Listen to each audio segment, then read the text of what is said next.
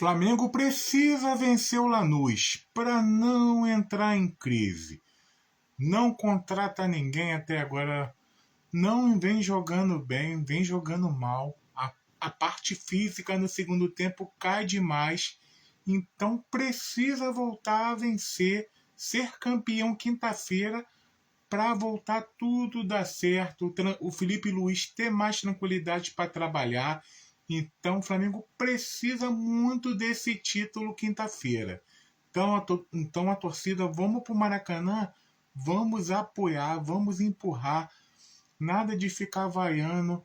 Vamos tentar aí conseguir esse título para voltar a paz no Mengão Malvadão. Peço a vocês aí, compartilha, comenta, se inscreva aqui nesse canal, vocês já sabem. A gente sempre só fala de Flamengo Malvadão. O terror do Rio voltou, querendo demais.